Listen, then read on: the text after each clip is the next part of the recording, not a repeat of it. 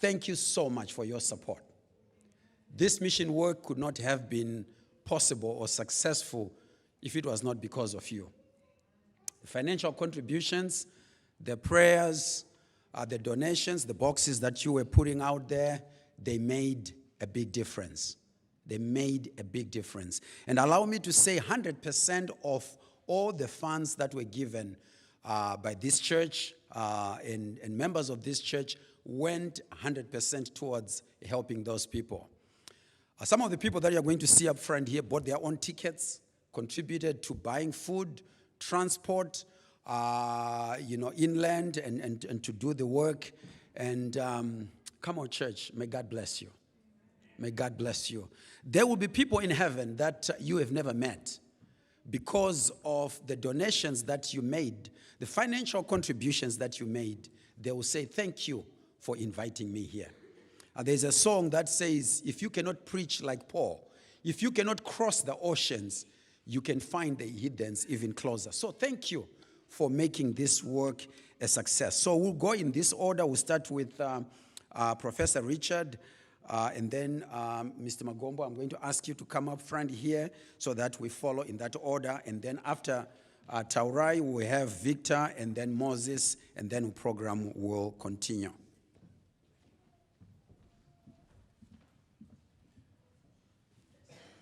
Good morning, church. As you heard, my name is Richard Onyancha. I'm a professor of mechanical engineering by training, and as you're going to see, I really had no business being on this trip. I don't know, there's supposed to be slides showing up. Oh, good. Thank you. So the very first thing that I want to talk to you guys about is God called people from all sorts of places, and we met in a place that I'd never heard of. And I got to meet new people that, it could only have been God's plan, you know? And some of the people that I met are probably some of the best people that, I don't know, should I be going forward? Yes, there you go.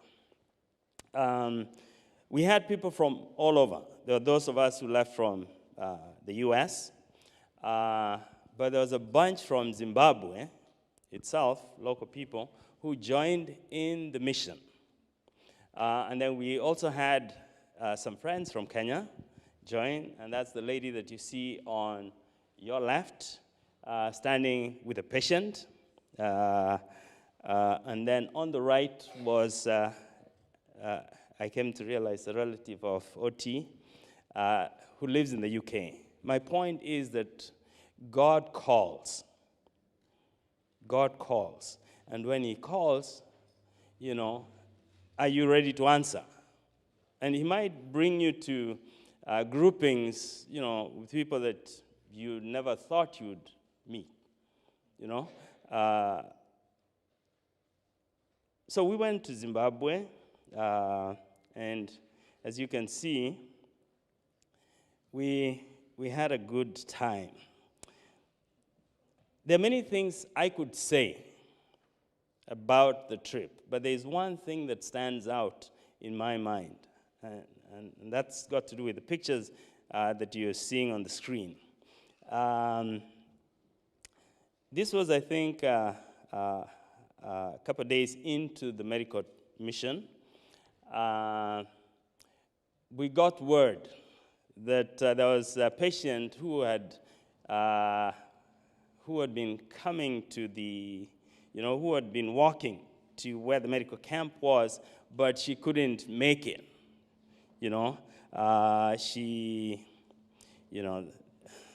She got overwhelmed. And the person that she was walking with had to leave her in, under some brush in a bush, to come and seek help. What you see on the left, that's the brush where she was hiding. In fact, if there was a way to zoom in, there's no. On the top left, you can see some dark brush. And there are 3 people there. One of them is Dr. Zindoga here, who joined in that rescue mission to go get the lady from the brush to bring her to the medical camp. And what you see on the right, that's the lady. We got her to the medical camp. She had to be transferred to a hospital. And I'm sure Dr. Zindoga will give you the medical terms. I'm not a medical doctor. The lessons that I got from this were a couple. One, she wanted to get well. She was looking for help. Okay? But as she was seeking that help, she got overwhelmed. Or she got caught up. She just couldn't make it. But she did have a friend who did what? Who brought word. Said, I have a friend who's what? Who needs help. Do we have those friends? Are we those friends? Are we caught up in something where we ourselves need help? Sometimes life can get overwhelming. It could be the cares of life. It could be, sometimes church, if I might say so. We can get so caught up in church that we forget where we ought to be going to Christ. Okay?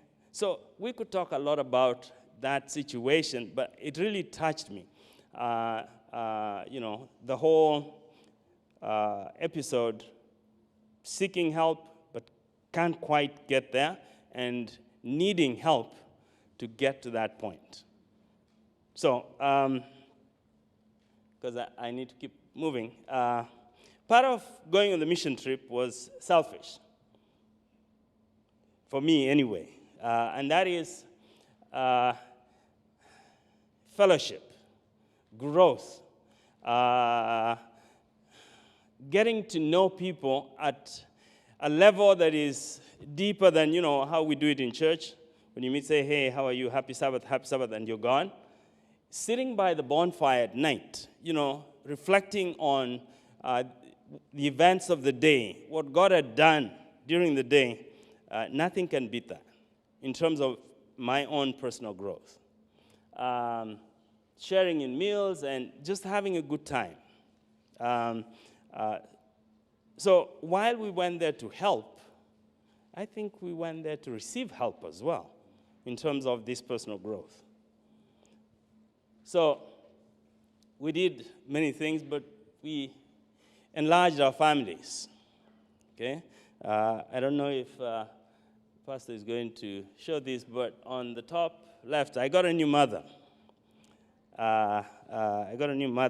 We were at her home.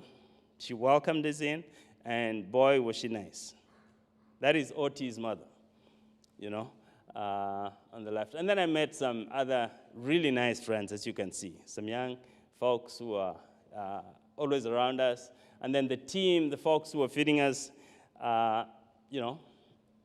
we did visit schools, because that was part of our themes, outreach to schools. It turned out that,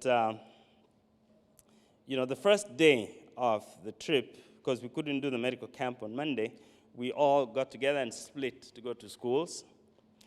And while I was sad that we didn't start the medical camp on Monday, but a part of me is really happy that we got to do that, because we were able to get all of the different people, different professions, different skill sets, to go and talk to the students, give them different perspectives, talk about careers, and so on. So that was really nice. On another note, I just wanted to celebrate some of our local colleagues that give me hope.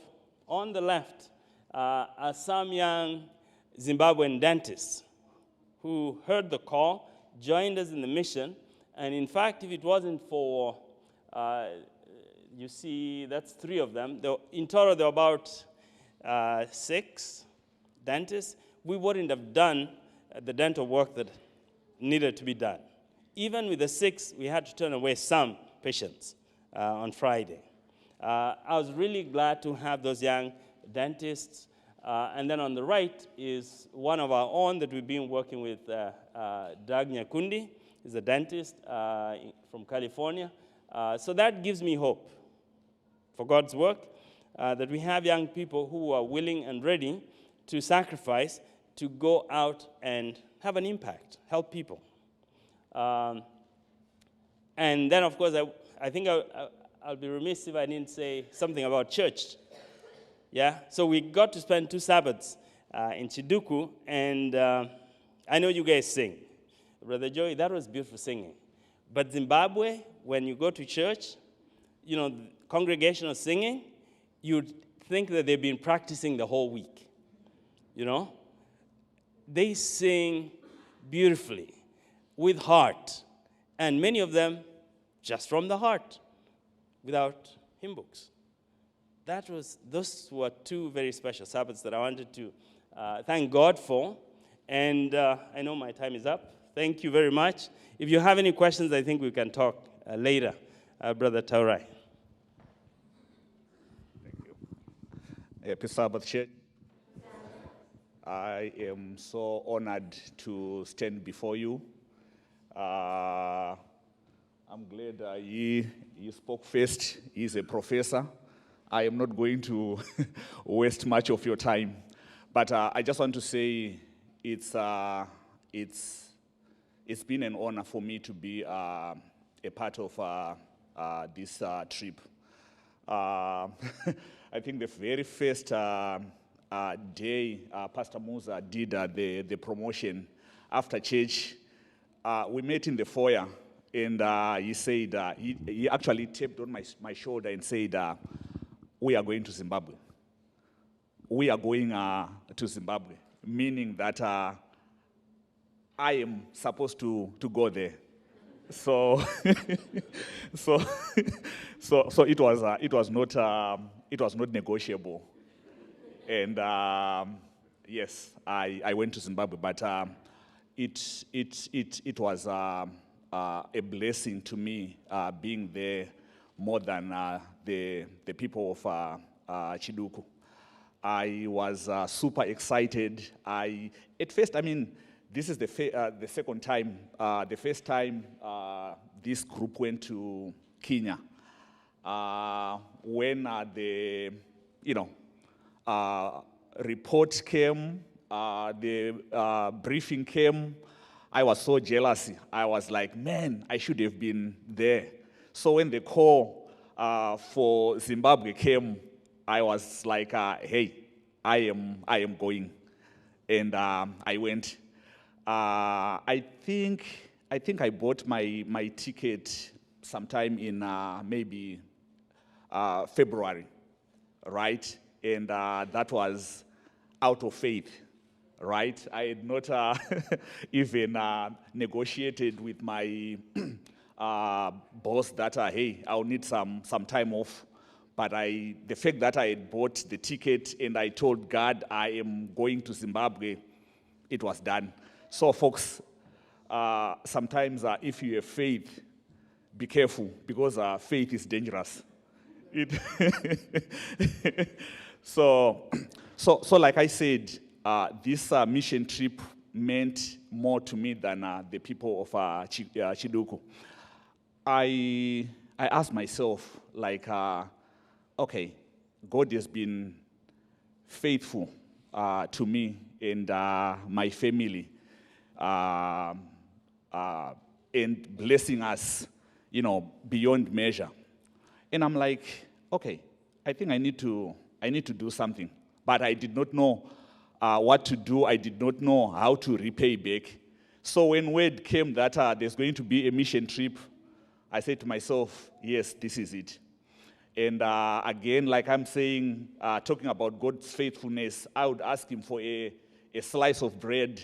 Instead, you give me the whole loaf. And I'll ask myself, why, Lord? I just asked for a slice, and you're giving me the whole loaf. It was, and it's always an object lesson that, hey, I cannot finish the whole loaf by myself. So going to Zimbabwe on this medical mission trip, that was my way of sharing that loaf of bread with everybody else. To me, really, the biggest, unfortunately, I'm sorry, I don't have any slides to show, but it's pretty much the same pictures that others will be showing. My IT guy, lady rather, was supposed to do that for me, but she did not get home in time from school. So by the time she got home, I was already asleep, and Pastor Muza said, hey, it's okay, you can do without. So when we were in Chiduku, to me, the biggest thing was the school outreach. Oh, by the way, I'm a nurse by profession, so I was on the medical part full time. But it was the school tours which just brought some good old memories to me. The best years of my life was in elementary school, or rather primary school in Zimbabwe, and high school. Those 11 years were the best years of my life because, yes, we had so much fun. So going back to the school, meeting, the young boys and girls, having some, career guidance talks, and just talking in general, it meant a lot to me.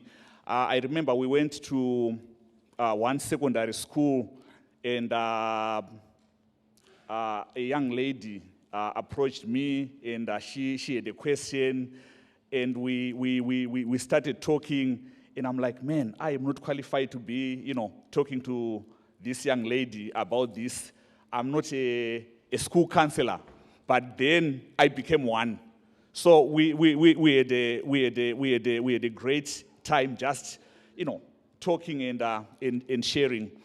The other thing is my good friend Victor. We were getting ready to start our day, the medical part.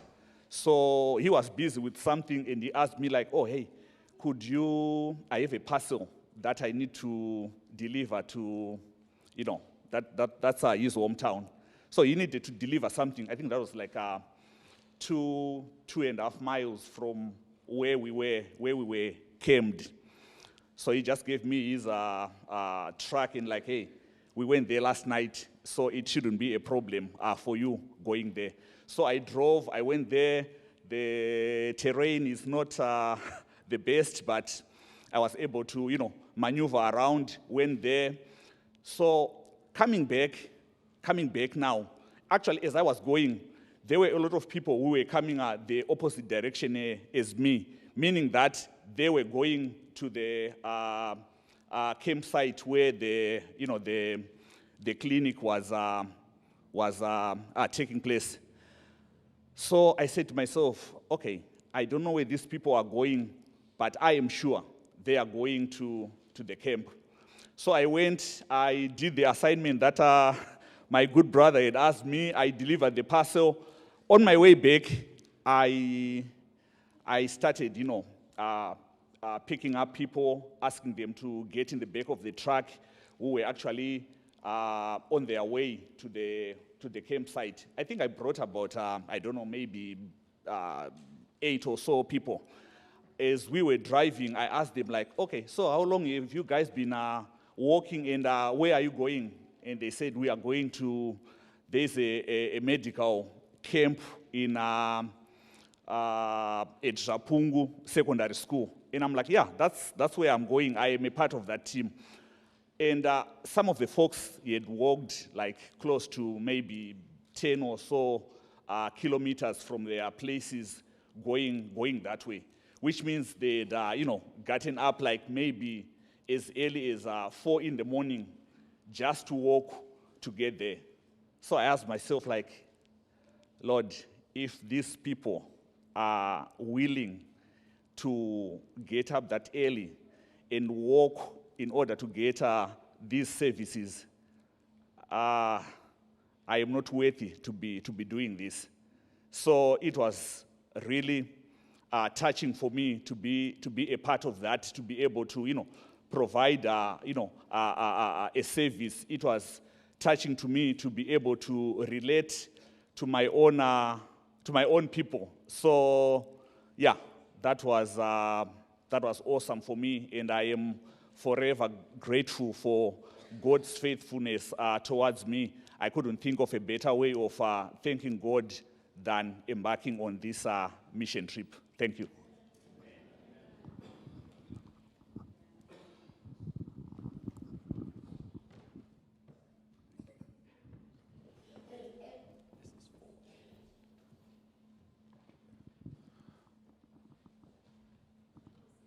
Happy Sabbath, church.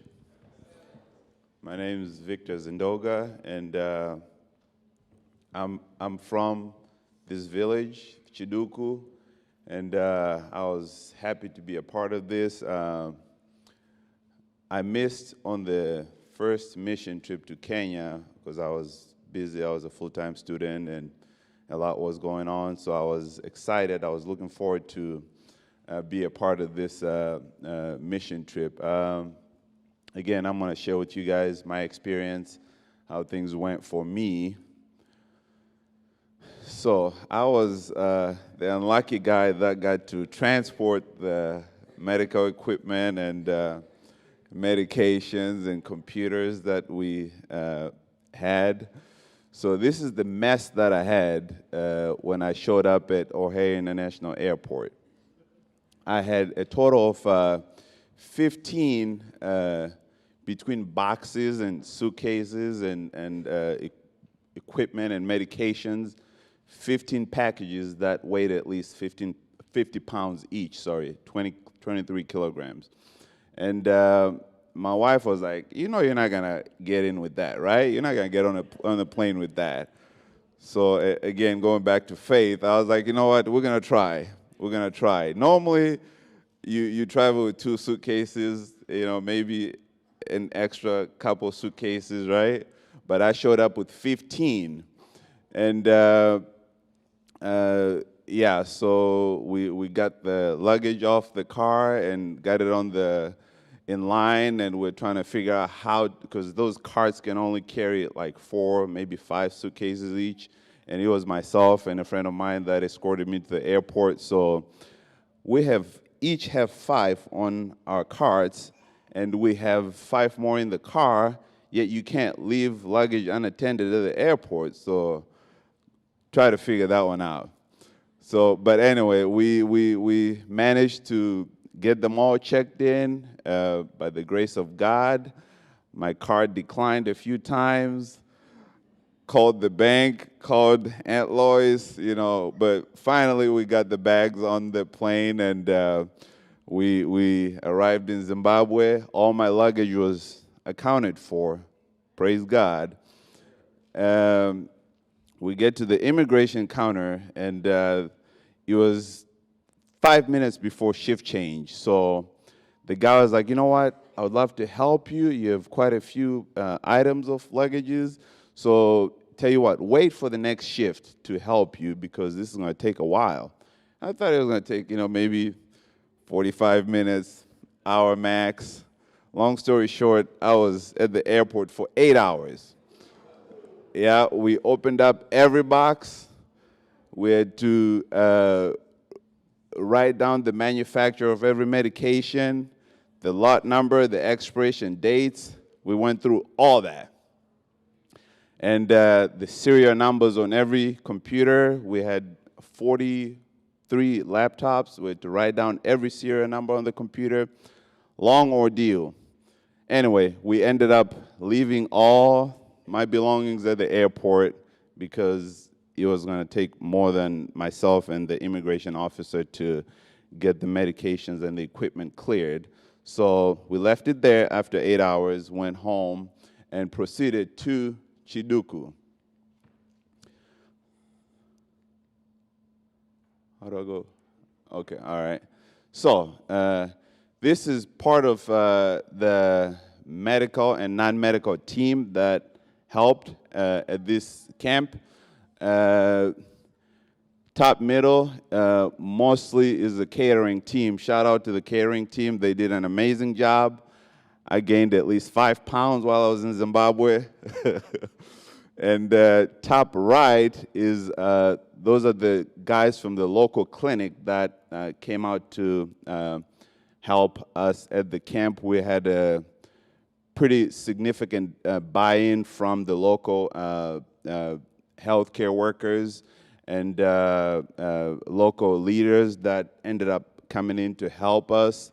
And at the bottom, the very bottom, is most of the guys that came from here. Some came from Kenya, and some were locals, especially dentists.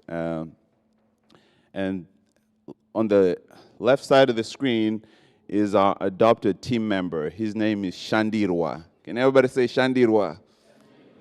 Yep, this guy showed up out of nowhere. He's got some underlying psych condition that we don't know what it is. So he's one of those people that nobody likes in the community. I guess he's kind of a nuisance, but he came through. We took him in, and he helped us. Aunt Lois gave him a T-shirt, and he was showing up every morning at 6:30 a.m. to help. We did some outreach in schools. This is Mutueshiri Primary School in that district. We had some great speakers that gave some educational talks to these kids, inspired the kids. We had a couple of dentists that came with us that got every kid believe that they could be a dentist. So I'm sure in 20 years we're going to have a ton of dentists in the area in Chiduku. And this is the secondary school adjacent to the primary school. We had some educational talks, inspired the kids. This at the bottom is the soccer team. We gave them some soccer balls. The kids were inspired.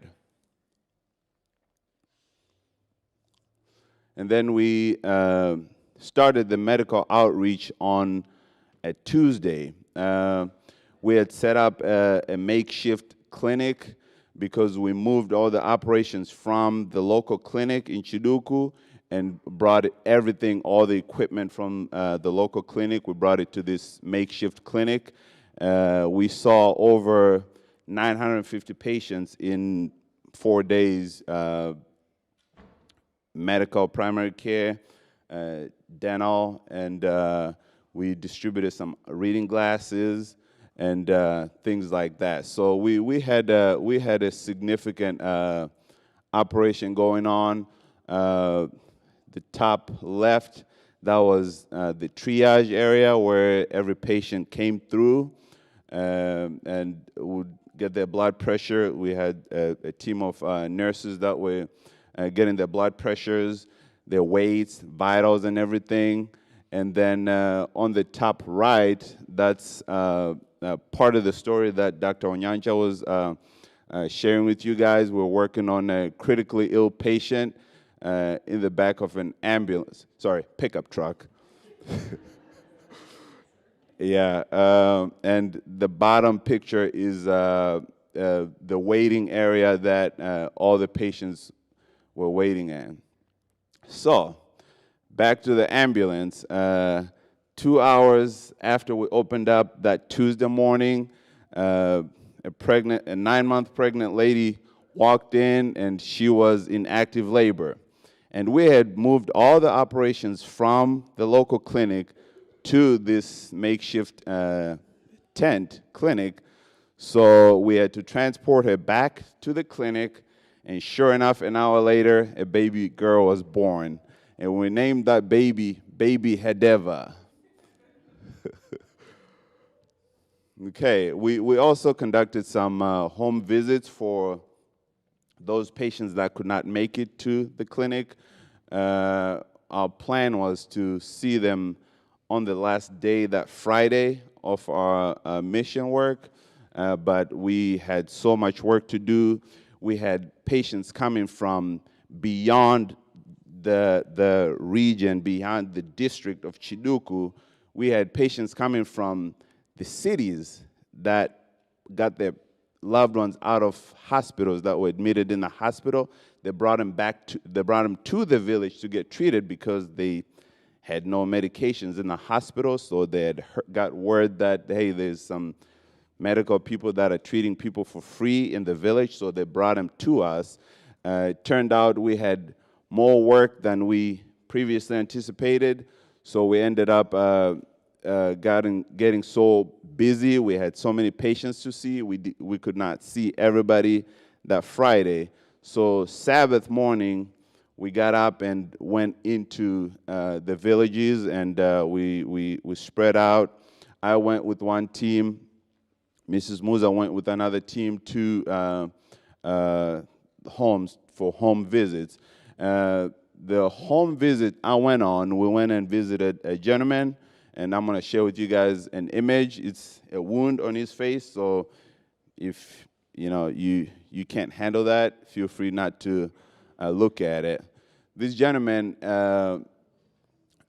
informed me that this started as a pimple on his face about 18 years ago, and he has never visited any medical provider to treat him or diagnose him to find out exactly what's causing this. He cannot afford it. He could not afford it. So he sent out a word with his wife, I believe, that, hey, could they come and visit me? So we went and visited him. Our plan was to hopefully clean the wound and order some antibiotics and come up with a plan for a treatment plan. But when we got there, this gentleman, this wound drains, and so he packs it with some traditional powders that he gets from the woods to stop the bleeding. So we really could not clean it because then it would have started bleeding. So we pretty much just did a quick assessment to make sure his vitals were stable, and referred him to a general surgeon. Maybe hopefully it could get debrided and go from there. So a little bit of obstacles that we encountered during our trip. Obviously, trying to import medications and supplies in Zimbabwe turned out to be a little bit more difficult than we previously anticipated, because there are a few laws that we're not aware of. So maybe next time we'll remember that. And to backtrack a little bit, community leadership buy-in was kind of an obstacle in the beginning, because you have the political leaders, and then you have the community leaders like the chief and them that we had to go through in order to get approval to carry out this medical camp. And also diagnostic equipment and supplies like ultrasound and lab. There's so many patients that we were triaged and we saw them, but we really couldn't do anything for them because we didn't have any way to run some labs or do an ultrasound on them. And also another obstacle that I feel like after the mission work is continuity. We have so many patients that we diagnosed with hypertension, diabetes and things like that, and we provided them with some medications, but the question is what happens after they run out of that prescription that we gave them. So that's a thought. And overall, it was a success. We saw over 950 patients between primary care, dental, and vision, which was reading glasses. We had full support from the local healthcare workers and some healthcare providers locally. We had some doctors that came out, medical doctors. We had some dentists that came out to help. The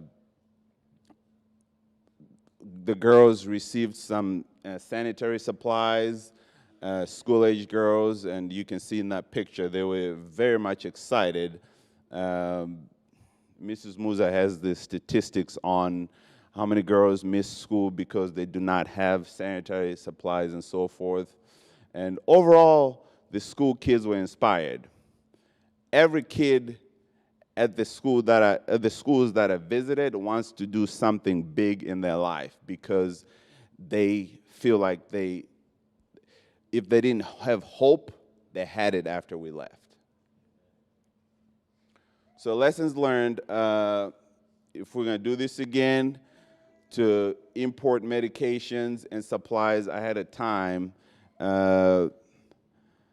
Muza will tell you he missed a good amount of the camp because he was in town trying to arrange for the medications and supplies to be released by the immigration officials.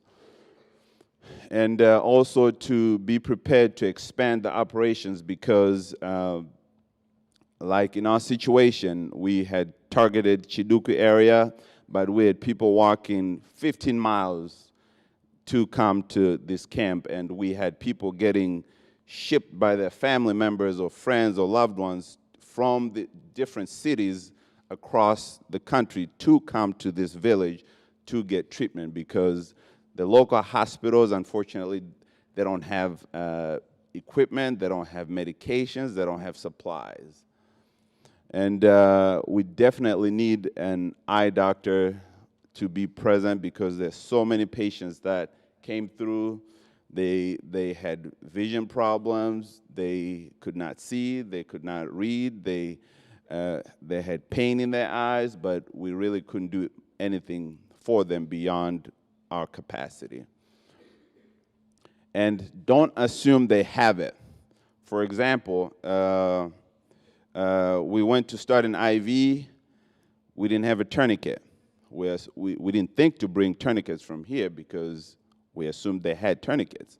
And glucometers, the local clinic did not have a glucometer, so we had to use our glucometers from here and then use the conversion chart because they use different values there. Alcohol swabs, you would think a medical facility would have alcohol swabs, right? You'd be wrong in Chiduku, they did not have alcohol swabs. So I think it's good if we're gonna do it again, don't assume the most basic things are available because sometimes they're not. And overall, God takes care of his people. For example, that gentleman with the wound on his face, everything you know about conventional medicine, disease progression, infection prevention, this is an open wound. You would think it would be infected or possibly septic, but he's been living like this for many, many years. So overall, God takes care of his people. You would have thought this wound would have been septic many, many years ago, and maybe he would have died, but the man is still alive, and God is good. So thank you very much for your support. Thank you for your prayers. Thank you for your contributions.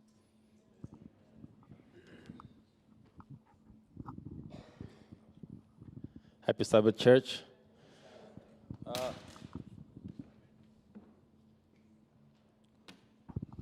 My name's Moses Chariot. I am from Terre Haute, Indiana.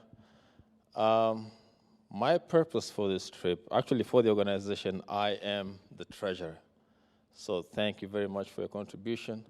I am the guy that these guys look up to, and I look up to God. So really, thank you. Thank you for making my work easier, and it was really appreciative. I wasn't sure if I was going to go on this trip. as Professor Onias started off and said that he had no business. I'm not a medical doctor. I'm not a nurse. I'm not a professor or anything in college. I'm just a regular guy. I work for Meyer as an operations director. But because of the sense of need that where I come from, my community back home, what is needed, that's why I joined this organization. It's important to me to give back to the community. My company gives back to the community where the stores are. And it feels I'm honored to be part of this team because I'm giving back to my community where I am from. I was not so sure if I was going to go on this trip because when I went to the first one in 2019, I was single. Then I got married the following year. So, and my wife goes to school. She's finishing up her PhD. This is her final year in Kansas State University. So when we got together, I said, honey, we got this mission trip. Now I got to humble myself. I'm going to have to go. And the next question is, what about me? So I wish we could, but I know she was busy. I know she could not go. So it took some convincing, and this is what I said to her. I said, remember when you were dating? I told you that when you take care of God's business, God takes care of you. There you go. That's the line I used for her to say yes. Yeah. So that's how I managed to go, giving up of our time. When I work, when I told them I was going on a mission trip, typically we don't take more than 2-week vacation. But now I was asking for 3. 2 weeks for the Chiduku trip, and then 1 week for me to go home and visit my family. And we had projects at home to do for me and my wife. But I said, let me give this time to the people of Chiduku to do what's needed to be done. This is God's business, and I got to do what I got to do. So giving up of our time, and in the calendar of work, I wanted to make sure that they know that I'm not going on vacation. I'm going to do God's work.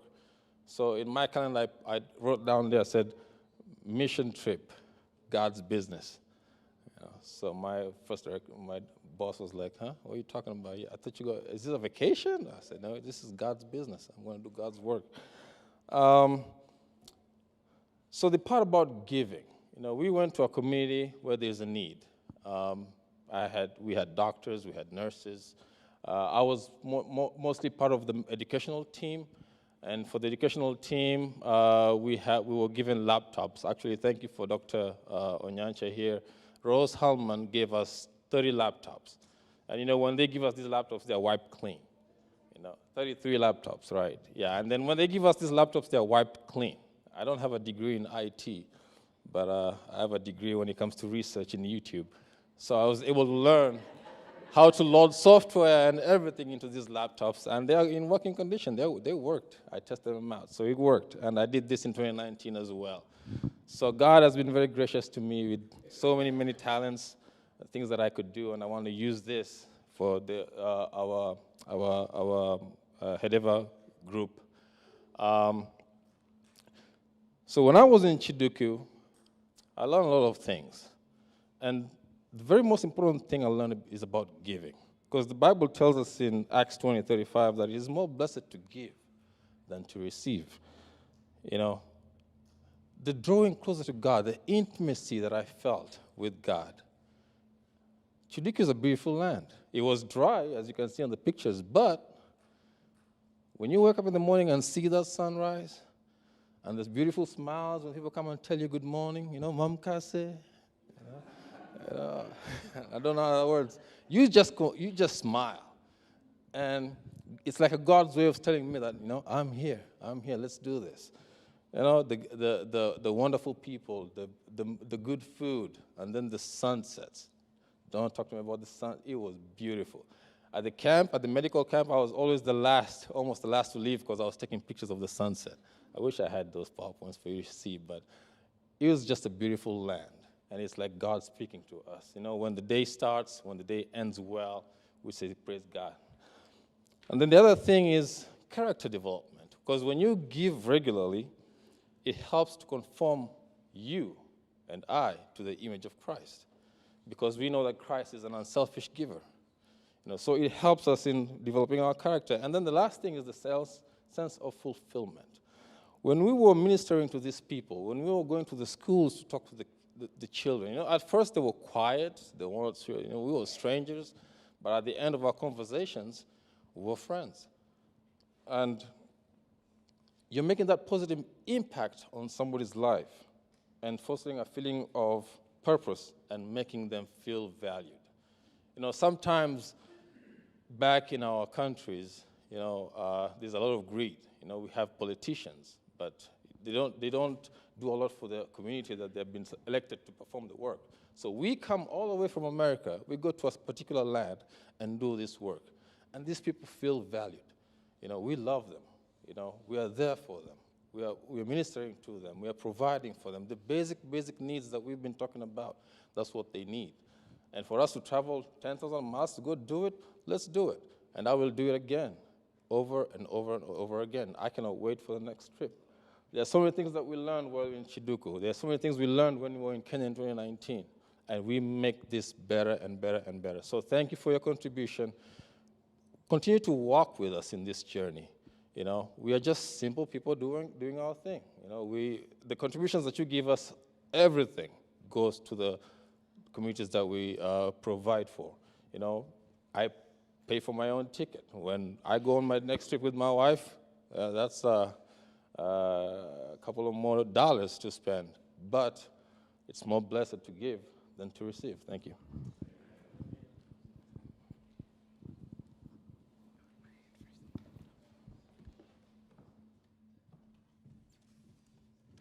Good morning and happy Sabbath. I hope you're not sleeping yet. You have to see this, okay? So hold on.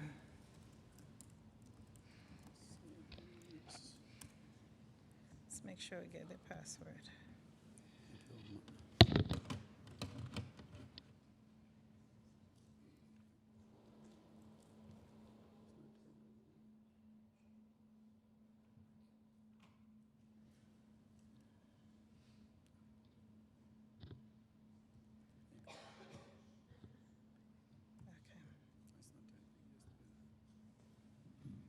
As she gets a laptop going, I just want to say that some of the first missionaries to go to Zimbabwe were from right here in Indiana, from Anderson, Indiana, actually, to be close.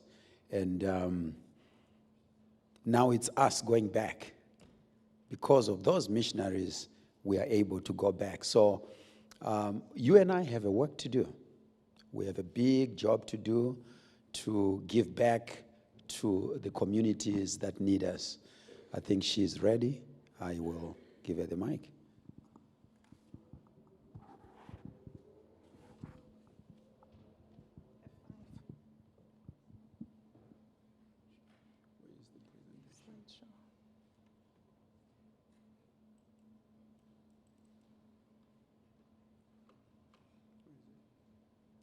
Just do slide 5.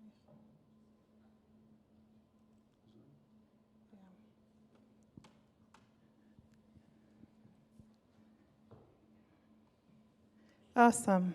Thank you. So, yes. So, I have some pictures for you, okay? They talked a lot, but I just wanted to show you a little bit about Zimbabwe. This is my trip right here. And I am giving you the hostess perspective. They came, they were ready to do the mission trip. I was the hostess. As you heard, we were camped at my mother-in-law's home. That's where we were. So I had to make sure I got there. I had food ready. I had people who were cooking. I had a good, great team that cooked. I had to make sure that they had blankets, they had pillows, they had towels, they had soap, they had everything. So you're getting it from my perspective. It was not very exciting for me because it was a lot of work. But I'm just being honest. But as a mother, I had to make sure that things got done right. So I'm going to show you some of the things here. This is Zimbabwe, okay? Welcome to Zimbabwe. This is the airport. At the airport in Zimbabwe, I had a health scare at the airport. I got to the airport, and from the plane, you walk into like a tube, like, who you have all traveled. So I get there, and I'm walking up, and as I'm walking, and I'm not even pulling this bag because it wheels very well, and for some reason, I can't breathe. So what is going on? And I keep walking, and I feel like I just don't have energy in my legs, and I stop. I'm like, wow, I'm out of shape. I need to go to the gym. So then I start walking again, and I finish that upscale, and then I go to a flat surface. I make a right. As I'm walking there, just like this, I can't walk. I can't breathe. Then from there, I make a left, and now I do a downcline, and that's where you meet the gentleman, welcome to Zimbabwe, and all that. And I just can't breathe, and I get to the man, and I throw all my bags down, and I'm on 4, and I can't breathe. He looks at me, he's like, what is wrong with you? I can't breathe. Are you asthmatic? No, I'm not. Couldn't even figure out what was going on. The next thing, I was in a wheelchair. They take me to the bags, and I was able to identify my bags. And as I was identifying my bags, I know what I want to say, but I can't say it. So I'm thinking, what the heck is going on? And guess what? I had just been diagnosed with diabetes.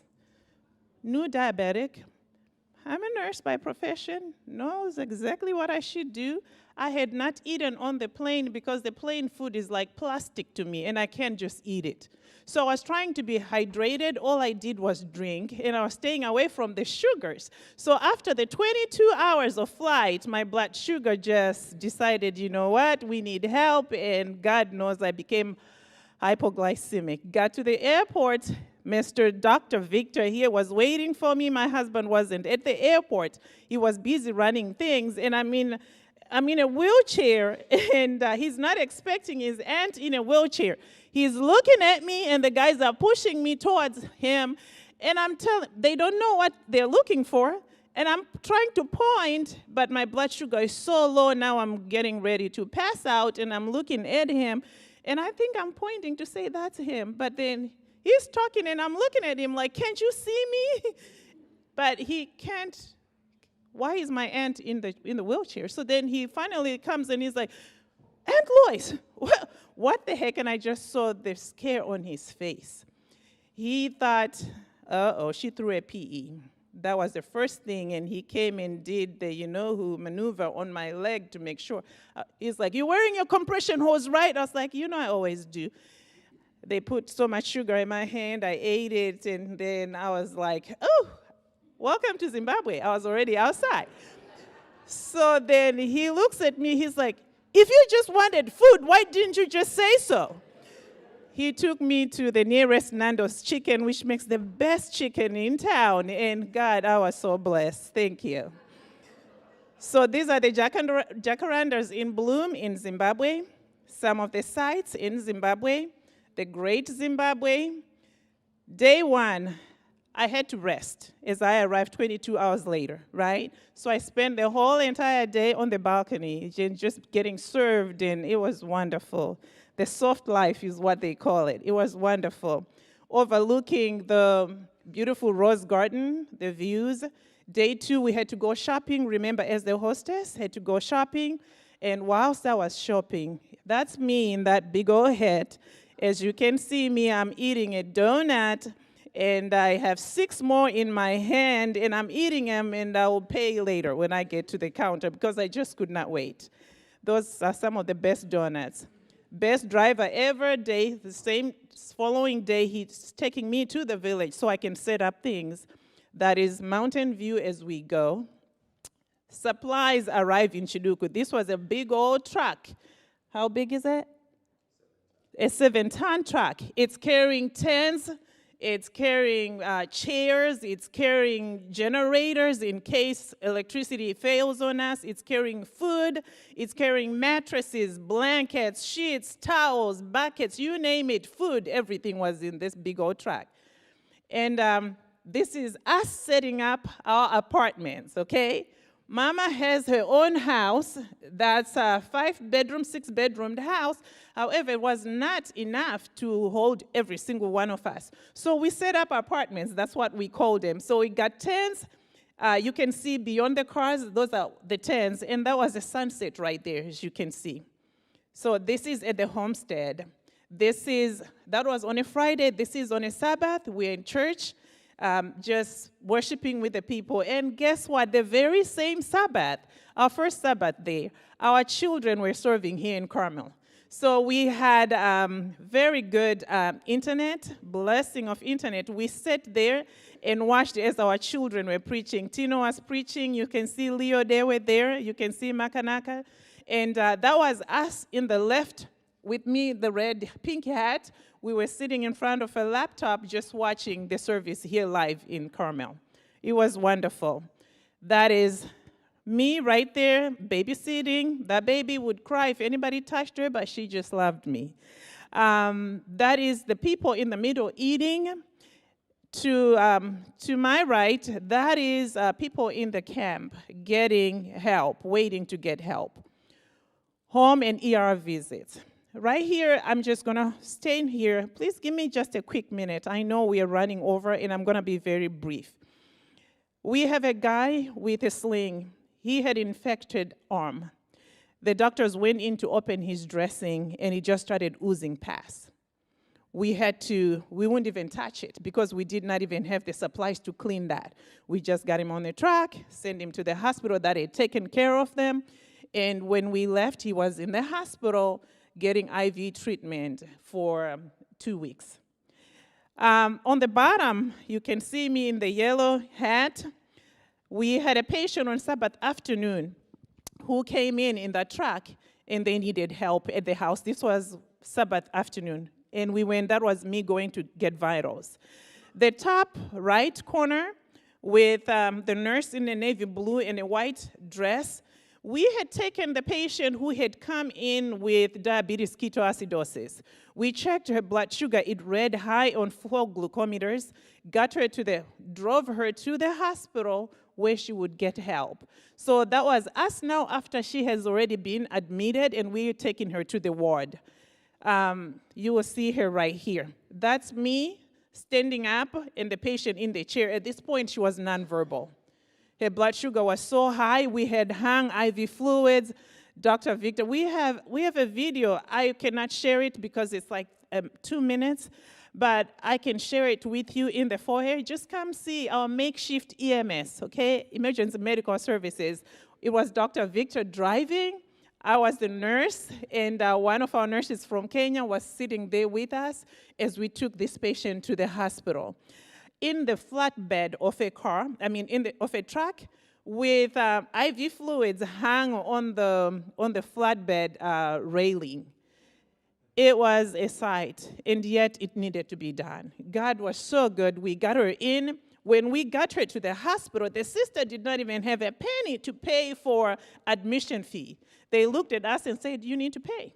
So we paid for that. Took her to the room when we got there, and then they look at us and say, "She needs insulin. She needs IV fluids. She needs all this. She needs all this. She needs all this." Remember, she has nothing. So they look at us and say, "You brought your patient, so what you got to do?" So they called the pharmacy at that hospital, and they said, "We don't have all that except for IV fluids only. So we need everything else." So Dr. Victor and I, we got in the car and went to an outside pharmacy where we got medications, everything. Then we brought it back. And by the time we got back, she was already in the bed waiting to be treated. And I am told she was discharged and went home. When she got home, the sister had asked her, "So what are we going to do then? This is a new diabetic." She didn't even know that she was diabetic. So the sister looks at us and says, "So then when we go home, then what?" I was like, "Well, she's going to need metformin and whatnot." She's like, "But where do we get it from?" And I looked at her and I said, "There will be enough supplies for you for a year at the local clinic. All you got to do is to go to the clinic and say, 'We need the medications.'" And guess what, Carmel? You gave that money to give these people medications, and for that we say thank you. That was a sterile dental field. You're probably thinking, what the heck? Yes, that is a sterile field right there, okay? To your right, there is the sterilization station. Yes, you can see the blue stuff. Those are gas stoves. And on top of the gas stoves were pressure cookers. That's how we sterilized all the equipment that was used. And hell, that is sterile field right there, okay? That is the team we have on here. This gentleman right here, he's in a checkered shirt. He's a cardiothoracic surgeon. He came in on Thursday, and he took all the patients that had lumps, hernias, you name it, growths and whatnot, took them to the hospital, nearest the hospital. He came and looked at me and said, so what are you doing with anybody that needs to be treated? I looked at him. I was like, well, what are you doing about it? This is your territory. What are you doing? He looked at me. He says, give me a few minutes. And he picked up the phone and called a few people. And he says, okay, so I have gotten a place, someplace in Rusape, and they are giving us an OR. And tomorrow I can take all these people. I looked at him. I was like, thank you. So guess what? First thing in the morning at 6 a.m., we told about 16 or 17 people, you got to be here 6 o'clock sharp. If you get here 6:05, you'll be left behind. There's going to be a van that's going to take everybody to the hospital so you can have all these surgeries done. All these people got there, got to the hospital. They had their surgeries done. I had a picture of one of the girls back on Saturday morning when I came from the home visits. As I was approaching the tent, she ran to me and she's like, Mama, Mama, Mama. I was like, hi, baby. And then she gave me a hug and said, thank you. Thank you. And I'm looking at her. I'm like, yes, I've seen her, but what did I do? She's like, took off her mask, and she's taking off the bandage. She's like, remember the big old hump that was here? It is gone. Thank you. I was like, do not take off the bandage. You still need it. She's like, no, you got to see. It is gone. None of my friends will laugh at me anymore at school. It is gone. I am normal. I called my sister, Ida, who was at the house. They had gone with Victor, but they came 12 o'clock. So I called her and I said, hey, where are you? She's like, I'm at the house. We just got back. I was like, you need to get back to the tent right now. This kid thinks I'm you. So you need to come so she sees you because you've been working with her. This girl had psych issues. She would not talk. She would give you one word. But on this day, because she was so grateful, all the words came out. Thank you, Mama. They are not going to laugh at me anymore. I am now normal. So Ida came back to the tent, and as she was approaching the tent, I said, hey, there's your mama that you wanted to give the hug to. And she looked at me, and she said, it's not you, it is her. Ran over to Ida, gave her a hug, and same words, thank you, Mama, I'm now normal. Thank you. This is us giving feminine products to the girls. That is the team. As it was, I think, at the end of the day, just meeting up and talking about the day, doing school outreaches, more school outreaches. This was wonderful. This was wonderful. This is just us, the girls. As the day was done, I think this was Thursday night as we were walking to the house, just chatting and just being beautiful. This is the patients in line waiting to be seen. This right here, my newfound friend, the guy with psych issues who came in and helped set up the whole entire tents and did everything with us, very high functioning. We are going to get him help. That's still in the works. Go ye therefore. We went, we saw, we served. Thank you, Carmel, for your prayers. Thank you for your donations. God bless you. I could stand here for the next hour and just tell you stories. Our time is up. Thank you so much. May God bless you.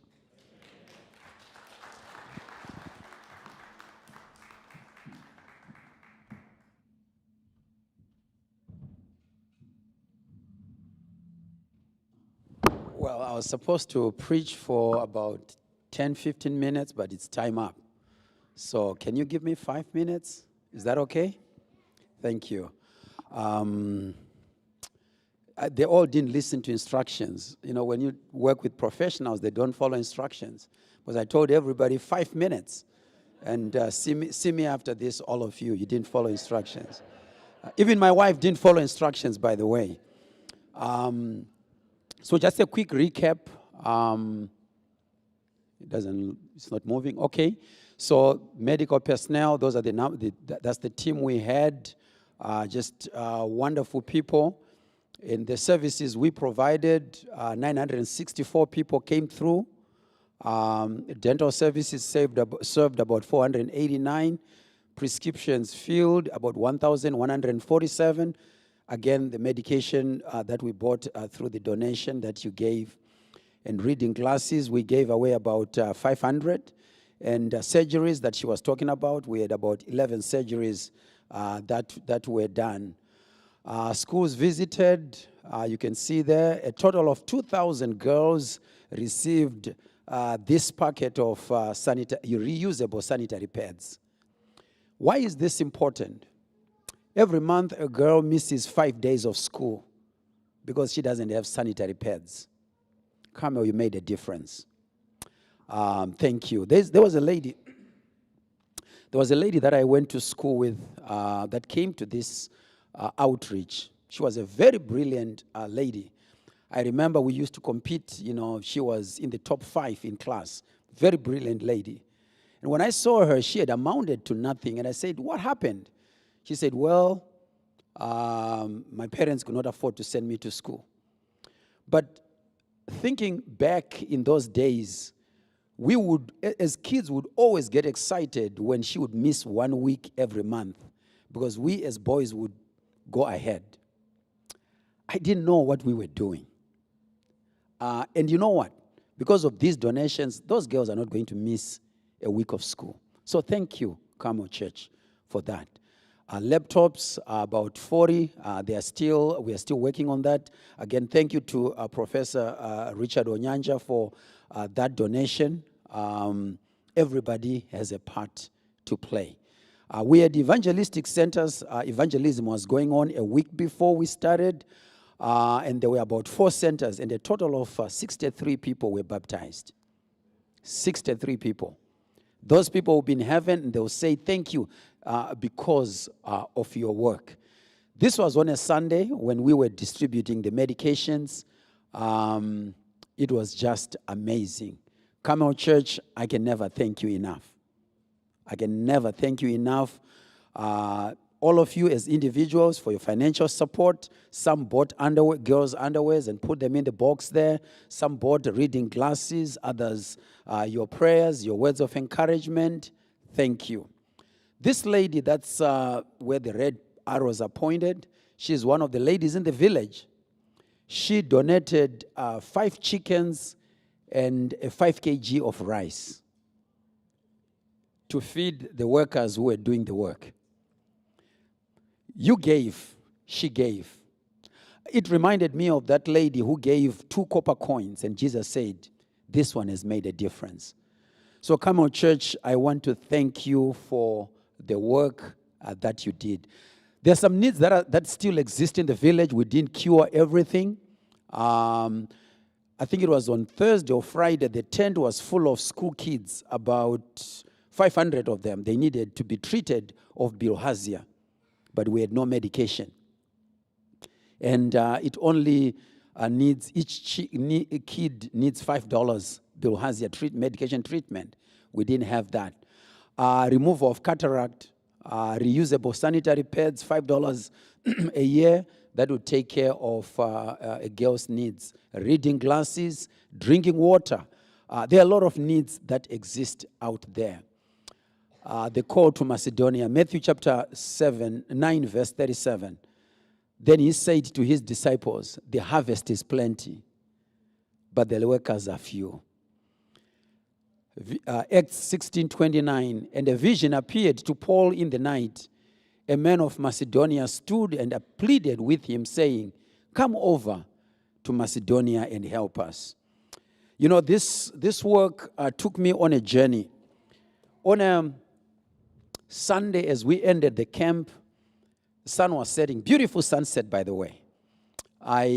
As I was walking from the camp where we were meeting to our home, I walked to the tree where I used to sit with my grandfather. And I picked this little instrument that I used to play when I was young. And I'm going to play you a song. I hope you'll be blessed.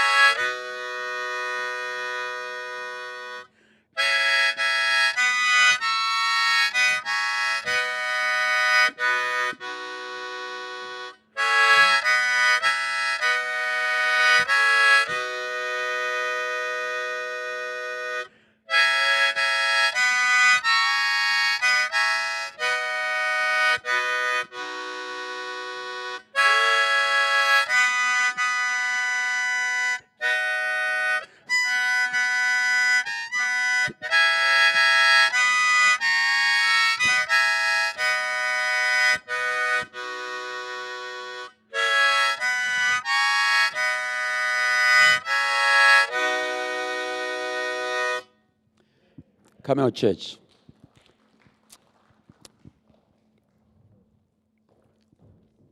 Jesus is very near.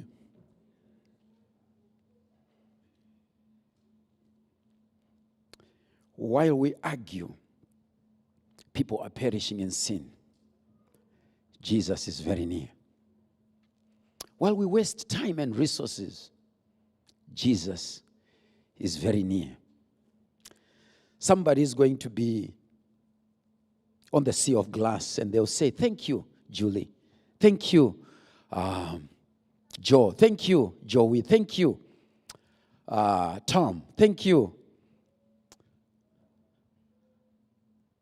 Mr. Bonongwe, for giving me that $1 because it made a difference. Our closing song is 369. On the final day of judgment, people are going to be separated into two groups. One group, Jesus will say, you saw me hungry and you never gave me anything. To another group, you say, you saw me naked, you gave me nothing. But then to the other group, you say, you saw me hungry and you fed me. I was sick and you visited me. That message is going to come to you, Carmel Church. What is the impact that you're going to make? Heard the voice of Jesus calling. Who will go and work today? 369, let's stand. 59, let's stand.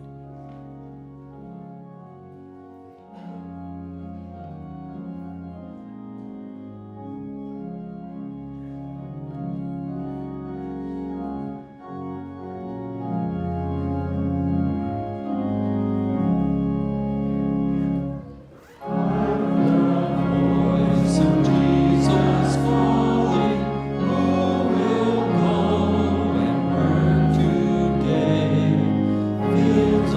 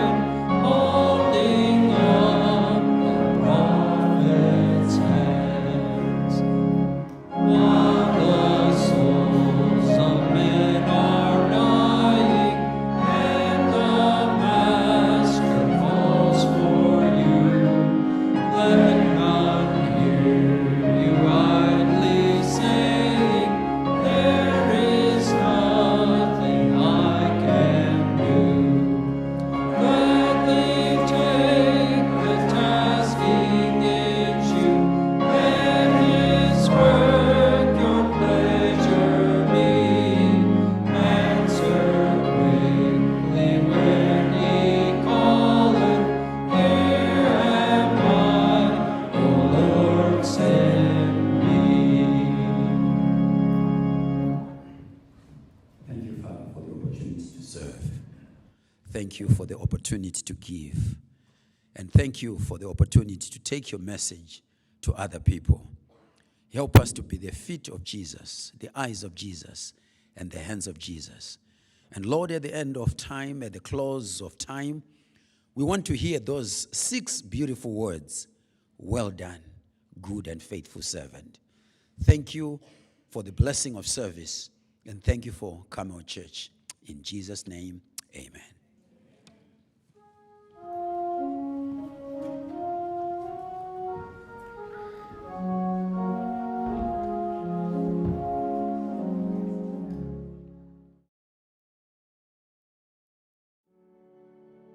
From generation to generation, passed down through every age, there's a story of a Savior whose love will never change.